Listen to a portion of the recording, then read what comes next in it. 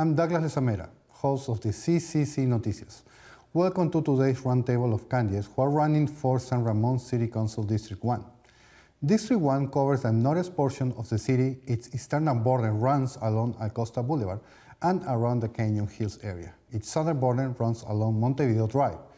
San Ramon City Council members serve on the board of directors of the San Ramon Public Financial Authority, the Geologic Hazard Abatement District, the successor agency, and the San Ramon Housing Authority. In addition, council members represent the city on the government boards of numerous joint powers authorities. The city council appoints the city manager and the city attorney. Today's roundtable is sponsored by the Contra Costa County Election Division, the League of Women Voters of Diablo Valley, and West Contra Costa County, and Contra Costa Television, with support from the city of Enier, Concord, and Walnut Creek. We're recording today's roundtable live at Contra Costa Television Studios in Martinez. The candidates participating are Vashan Shetty and Robert Jewell. Prior to the start of today's program, the candidates drew blood to decide their speaking order. We will begin with Vashan. Thank you, Douglas. Thank you to the League of Women Voters, Contra Costa TV, and for organizing this important event. Hello, I'm Vasant Shetty, and I have been proudly calling San Ramon as my home for over a decade. My wife is a dedicated teacher. We have raised the two girls who enjoyed the San Ramon School and graduated from San Ramon School. Professionally, I bring strong background in finance, technology, and operations. I worked in various Fortune 50 companies. I've been serving on San Ramon Economic Development Council for past several years. In addition, I have also participated in San Ramon's City Government 101, Planning Academy, and Police Academy courses, which has given me valuable insight into the inner working of our city and decision-making process. As a homeowner and taxpayer, I truly understand the joy and challenges of living in this wonderful community. I have spoken with hundreds of homeowners across the District 1, and I have a deep understanding of your concerns, priorities, and also your hope for the future. I'm excited about today's discussion and look forward to sharing my vision for the San Ramon City. Thank you. Thank you. Robert? Hi, I'm Robert Juenad. I'm also running for San Ramon County District, San Ramon City Council District 1. I'd like to thank the League of Women Voters. Also like to thank CCTV and our moderator as well. Also like to send a special thanks to our existing mayor, Dave Hudson. Congratulations, Dave, on a wonderful political campaign. You've led the city through so much. And to our existing council member, Scott Perkins, and vice mayor, and thank you very much. Oftentimes I get asked by our constituents, are you replacing Scott Perkins? And I can speak for Vasant and myself. I don't think replacing an institution like Mr. Perkins is easy, or stepping in the shoes of someone like Mr. Perkins. So thank you, Scott, and thank you for all your years of service. I moved to San Ramon 8 years ago. I'm running because when my wife and I and 2 daughters moved from Southern California, I was born in the Bay Area. In San Francisco, I attended schools in Castro Valley and went to college at University of, well, it was Cal State Hayward, now it's Cal State East Bay. And we moved because of availability. San Ramon, to us, aside from the anecdotal good schools, crime rate was low, good housing, affordability, for us it was convenience. We were 40 minutes from San Francisco, 40 minutes from San Jose, 20 minutes from Oakland Airport, about an hour from Napa. And as an attorney for my business, it was really critical that I made myself available to my clients. And so being in the heart of San Ramon for us was really a bonus. And living in an area where we have access to the best medical facilities, we have support services from our fire, from our police, and our first responders is, above all, top-notch. And to those first responders, I'd like to say thank you. Thank you so much. We'll start with the questions. So, Vashan, what do you believe will be your greatest challenge if you were to become a member of the City Council? Thank you for that question. So, I have already, after talking to all the residents, I have already prioritized based on their feedback. And what they want to see is the public safety and sustainable growth. What I mean sustainable growth means controlled growth so that it can sustain the infrastructure. And they also want the small and medium businesses to come because we have number of businesses moving out of San Ramon. In addition, the biggest thing I want to focus is the financial sustainability of our city, because without money, nothing else can be done. This year, we have a shortfall of over 16 million, and we have to cut the many services. So I want to focus and make sure those services are restored, and also we don't get into this situation in the future. Thank you. Robert? If you could repeat the question. Yeah, of course. So what do you believe will be your greatest challenge if you were to become a member of the city of San Ramon? You know, the biggest challenge we face, and talking to constituents, is the elephant in the room, Chevron leaving and AT&T downsizing. And while many think this is a big blow to the economy, not quite. Although Chevron has been a great participant for us for our Art and Wind Festival and other festivities as well. They were a great source of employment for the city of San Ramon, also for sales revenue, because a lot of those employees would shop and eat at restaurants locally, et cetera. The biggest challenge we have is minimizing the barriers for businesses to open in San Ramon. Ever since the effects of COVID, we've seen many people work from home. And a lot of those folks that work from home are working remotely, traveling to San Jose, traveling to Cupertino, rather than staying locally. And a lot of these corporations are opening satellite offices. The biggest challenge right now for us is, can we get a lot of these organizations to open up in San Ramon, and the small businesses as well? I have a neighbor myself that owns businesses in Hayward, and I asked him, why not San Ramon? He says, point blank, he said, you know what? It's easier to incorporate in the state of California than to open a business in San Ramon, which is not too far off. But how do you plan to do that? How do you plan to support small businesses? So small businesses itself, it's a great question, because I know there are certain cities across America will say, well, we're going to waive fees. We're going to we're going to defer fees. And that's great. Deferring fees and waiving fees is a very myopic approach. It solves but one issue.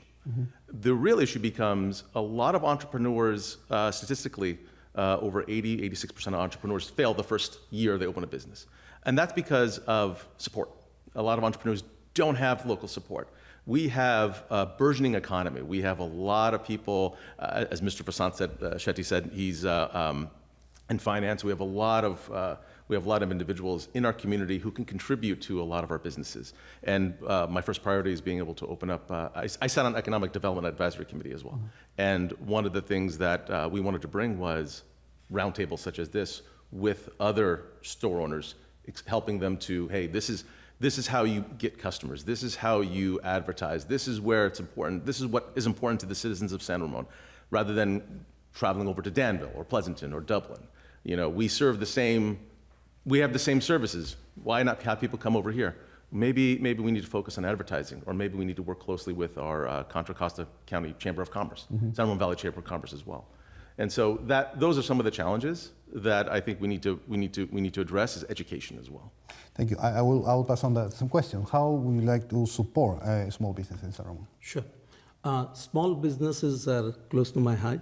So whenever the small business establish the shop in San Ramon, they not only bring their revenue, but they get 4 to 5, even if the small business, they generate 4 to 5 jobs. That automatically brings that family to the San Ramon and helps us to thriving economy. Now, the way I want to work, like Robert said, many businesses are going out or establish outside San Ramon because it's not very super attractive place. What I want to do is I want to create a solid supporting system for them, because when you start the business, you have many things to take care of: finance, technology, marketing, running the payroll. Can we have a city and private city partnership where we can have these accessorial services provided at very competitive rate to them, so that they can just focus on their business And rest of the thing, like marketing, etc., we can focus. All right. You mentioned that there was a projected budget deficit of $14 million, right? In the structural budget deficit across the last 5 years, and there's no guarantee the voters will pass the tax measurement on the November ballot. So, given this situation, how would you prioritize comparing situations or essential city needs? Absolutely. To start with, we are in this situation, so we can only look forward. We cannot look backward. But I'll tell you this, if this measure is not passed and our deficit is going to grow, in another 5 years, we'll have a deficit of 22 million. That is a projected deficit. Now, what can we do? We have already cut the services. In the unfortunate case, if this measure N is not passed, we have to have the hard look at the remaining services. Maybe we need to maintain parks only one time a week instead of like a couple of times a week. Some services we have to further cut down. The police department already got impacted with this cut. So we may have to compromise there, like their patrolling time will be reduced. Now, there's multiple ways to fix it, and I'm hoping we can discuss that in our subsequent question. Yeah, with San Ramon suffering this structural budget deficit across the last 5 years, again, there's no guarantee for the voters who will pass the tax measure on November ballot. So, given the situation, how would you prioritize competing essential city needs? Another good question. So let's address what Measure N is about, and let's address sales taxes. Sales taxes represent only but a portion of the city revenue. The rest comes from property taxes and other fees, et cetera, right? About 3% of the sales tax goes to the city of San Ramon. This Measure N, 1%, all of it comes to San Ramon, because the other 4.5% or 5.5%, whatever, goes to the state and goes to the county, et cetera. Now, we all know with sales tax, medicine and groceries, et cetera, aren't sales taxed. So that's the good news, right? So those won't be affected. But what's amazing to me is we have citizens who actually go out and will pay $10, $15 for a bowl of edamame or a bowl of a side dish, but not really factor in what Mr. Shetty said here with regards to public safety. And 1% of a sales tax increase compared to what residents going to Danville and Walnut Creek are spending, it's going to be the same. It's going to be the same. I have non-negotiables. Non-negotiables is public safety does not get cut. We already have citizens of 85,000, I believe, in a 15.5 square mile, maybe 18.5 square mile, San Ramon. And there's the police authority, there are rules where it's one patrol person for every 1,000 citizens. We're just at that cusp. Cutting down services is not the answer. Cutting services, period, is not the answer. That's not the city we want to become, because the city has grown over the past decade since 83. Since 1983 it was incorporated. The city has grown by leaps and bounds because of good government, because of good planning, because of good spending. And I intend to keep it that way. Now, the issue that comes up a lot is, well, we need to cut. Well, we need to cut. And I've heard the opponents on Measure N said, we need to cut this, we need to cut that. Cutting only puts a Band-Aid on it, because when you cut something, it gets 10 times worse when you're trying to bring back that asset, trying to bring back that service. I spoke to Chief Denton Carlson, and one of the things, cutting services for our police officers will reduce response time. As we're increasing housing, Summerhill Homes is going up on Norris Canyon and Executive Parkway. That's about 410 homes. How many people are you think are going to be living in those homes? And with the number of phone calls coming in, et cetera, it's very critical that we focus on how we're going to spend this 1%. It's not going to be spent on vacations and videos and et cetera. It's going to be spent on public safety, spent on our city. Mm-hmm. And that's what's going to be really critical for us as we grow. Bashan, would you like to also address about what will be your measurement for public safety? Absolutely. San Ramon is one of the safest city to live, and I personally participated in police academy and understood how they operate. I have a deepest respect for them, and I believe it's one of the most efficient police force. Now, lately, there are incidents of break-ins, burglary, breaking into cars, and shoplifting is a continuous problem in retail stores, etc. Now, without proper public safety, this situation is going to increase. And if you see, whenever the small single car break-in happens, people get rattled. You can see that in the neighborhood posting. So I believe we cannot compromise on the police force. I will ensure that we have fully funded police force. Not only that, I want to provide the continuous training to them, because the houses, so many new families are moving in with different diversity, different cultures. They need to get the continuous training on that so that our police force is prepared. And the mental health, because number of calls on the mental health that police are getting are increased. So we need to train police to de-escalate the situation. I will ensure whatever in my power to fund the police department with the latest technology and required number of personnel. Okay, so sometimes unpopular decision must be made, right? How do you make value judgment that will result in better long-term results? Ask that question one more time. Okay, sometimes an unpopular decision must be made. How do you make value judgments that will result in better long-term results? Some of the decisions that have been made that are unpopular. An unpopular is either unpopular based on the court of public opinion or unpopular based on the results. And it's easy to point and say, well, that was unpopular. That was a wrong decision. Of course, it's easy to say that. The challenge becomes, did we look at all the factors to make this decision? I've been an entrepreneur for many, many years. I've ran sales organizations for four companies that were acquired as a sales leader. And I could tell you in all those, in my experience last decade, making unpopular decisions was very common, but it was the data.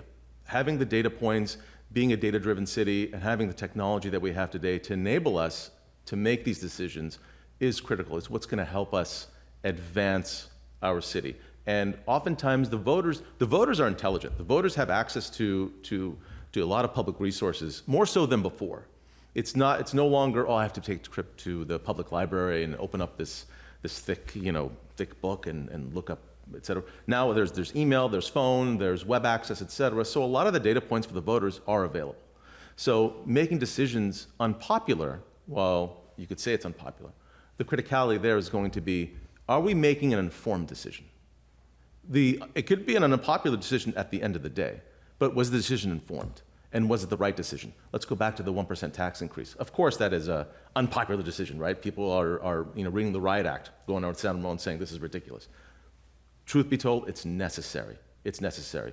What's the other alternative?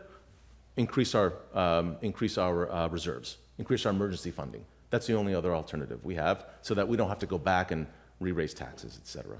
But the unpopular decision is tough decisions have to be made, but if we make it with empathy, we make it with the data, and we inform our voters, I think we could all band together to see, hey, is there another alternative? Is there something else we could do on the next time, on the next round, et cetera? Thank you. Yeah.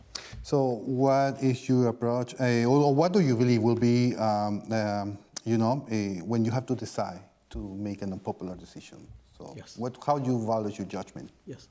Being a leader, we should be always ready to make all different kind of decision.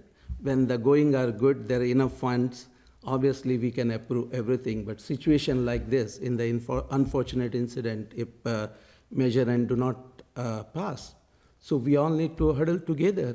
So there are multiple sources I will get the input from. One is our city managers and our staff, based on additional analysis, what are the services we can cut without really damaging the bottom line. It's because cutting the services is like cutting our maintenance for the health, not regularly doing the checkup or taking medicine, because over the period it will cost triple the money of what you spend on maintaining the services. And then next thing is the data. So that is the second thing, because we cannot be emotional in decision making, and the data will speak. Working in IT industry operation, I always relied on data to make a difficult decision. Third important partner is our residents. We have to make sure that we educate them, because sometimes people get emotional. For example, the library hours have cut, so people are not happy about it, though it's cut for one day, right? Because it impacts their kid. So we have to have a public forum where we can get the feedback from them that these are the services we are planning to cut and this is the impact.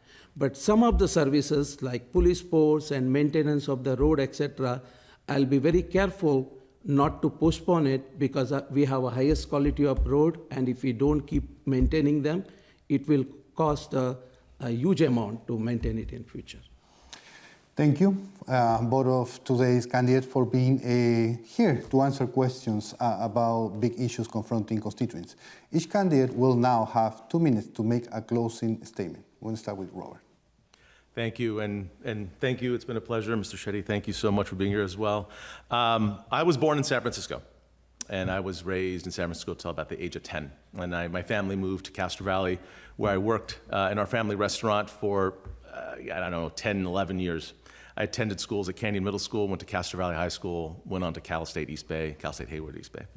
And in all that time, I worked at a UPS facility here in San Ramon, saving money, paying for college, but also paving up for law school.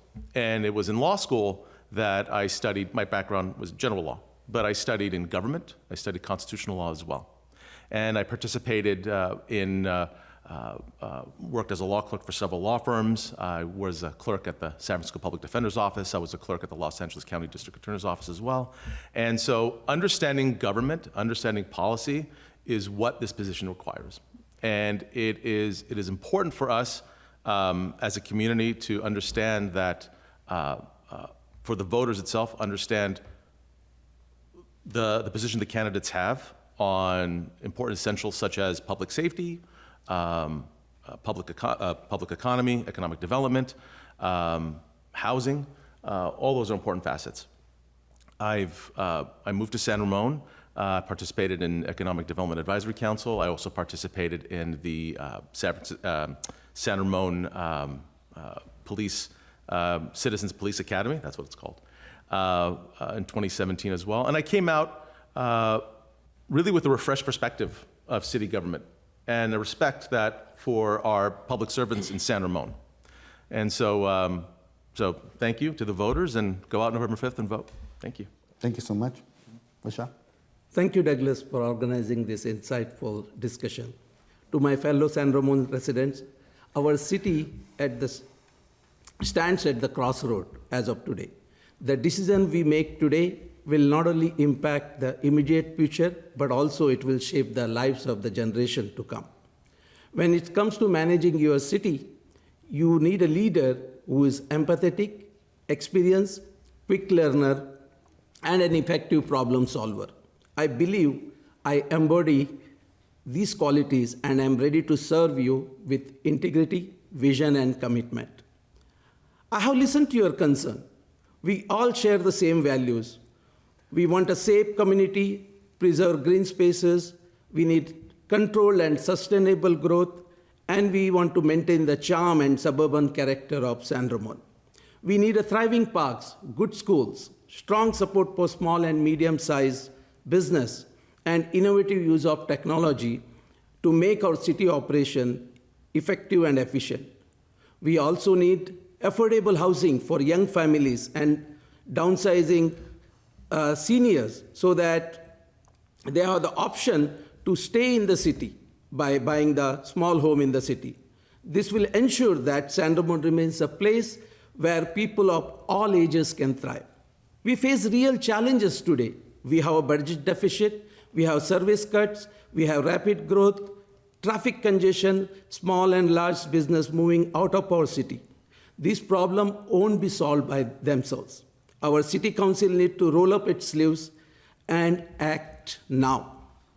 We must ensure a balanced budget fully funded, fully sports, invest in resource, and address in climate change.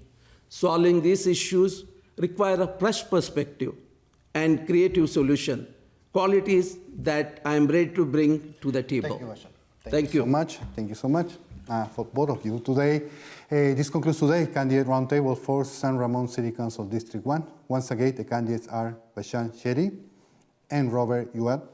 For more information about the candidate, visit vote411.org to view this broadcast online, or to get more voting information, go to Contra Costa vote.gov elections. For info on election security measures, visit secureelection.org. Again, I'm Douglas Luzamera, host of CCC Noticias. Thank you for watching, and don't forget to vote on November 5th.